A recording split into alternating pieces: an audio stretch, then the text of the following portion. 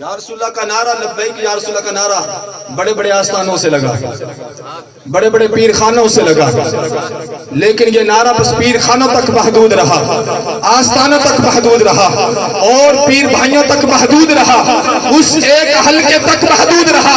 رب کعبہ کی قسم، جس دن غازی ممتاز حسین قادری نے تختہ دار پہ چڑھ کے لبیک یا رسول اللہ کہا، وہ ایسا نعرہ پوری دنیا کے اندر پھیلا، چھوٹے چھوٹے بچے بھی لبیک یا رسول اللہ کے ہاتھوں سے اپنے بلند کر لیتے ہیں۔ جنہیں نہیں پتا چلتا، انہیں نہیں پتا یہ نعرہ کیا چیز ہے، لیکن چھوٹے چھوٹے بچے بڑوں کو دیکھ کے اپنے ہاتھوں کو بلند کر لیتے اور کہتے ہیں لبیک یا رسول اللہ۔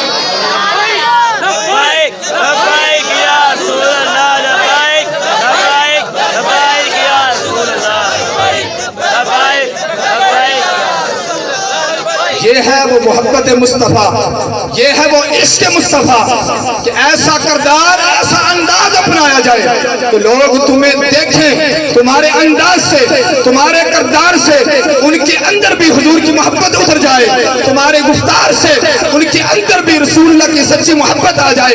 ارے غازی نے نعرہ لگایا اور مصطفیٰ کے غلاموں نے اس نعرے کو اپنایا، پوری دنیا کے اندر یہ نعرہ سب سے زیادہ گونج رہا ہے، اور خدا کی عزت کی قسم قیامت تک یہ نعرہ اسی طرح گونجتا رہے گا اور بلند ہوتا رہے گا۔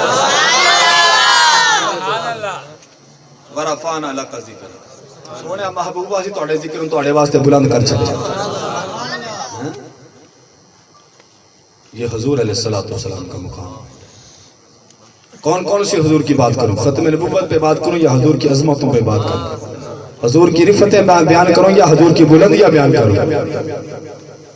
یار جس محبوب کو رب نے شانیں ہی اتنی دی ہیں، اس محبوب کی کیڑی کیڑی شان بیان کری ہے؟ کون کون سی فضیلت ان کی بیان کرو؟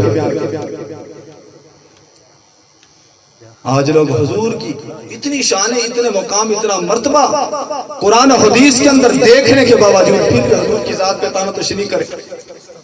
یار جتھے محبت ہوندی نا اتھے پھر عیب نظر نہیں آتی، وہاں پہ عیب بیان نہیں ہوتے۔ آج کسی کو کسی انسان سے محبت ہونا، وہ اپنے اس محب کی ہر چیز کو بیان کرتا ہے، اس کی غلطیاں بیان نہیں کرتا، اس کی اچھائیاں بیان کرتا ہے، اور اس کی برائیاں بھی اسے اچھائیاں لگتی ہیں۔ وجہ کیا ہے کہ اسے وہاں پہ محبت ہو۔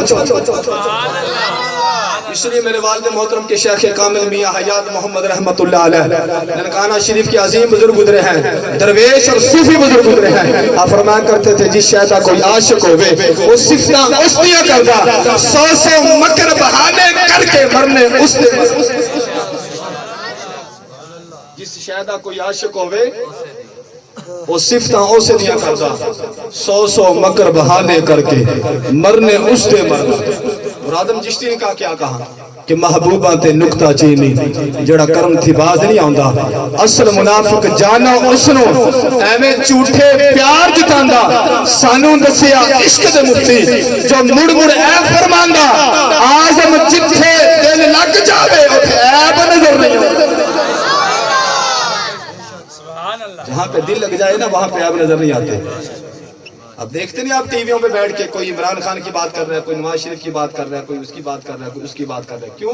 انہیں اپنے قائد سے محبت ہے، اپنے قائد سے پیار ہے۔ اگر کوئی ان کے قائد کے بارے میں وہاں پہ بیٹھ کے خلاف بولتا ہے، ہاتھا پائی تک معاملہ چلا جاتا ہے۔ یہ بھی آپ نے ٹی وی پہ بھی دیکھا ہوگا، سوشل میڈیا پہ بھی ایسے کلپ آتے رہتے ہیں کہ وہ اپنے قائد کے بارے میں نہ زیب الفاظ سننا پسند نہیں کرتے۔ ارے وہ کتنا بغیرت امتی ہے جو اپنے نبی کی شان میں گستاخیاں برداشت کرتا رہے۔ غیرت مند امتی وہ ہوتا ہے جو اپنے نبی کی عزت پہ پہرا دیتا ہے، گستاخ کی جان کو لے لیتا ہے۔ گستاخ نبی کی ایک سزا، سرطان سے جدا، سرطان سے جدا، نبی کی ایک سزا، سرطان سے جدا، سرطان سے جدا۔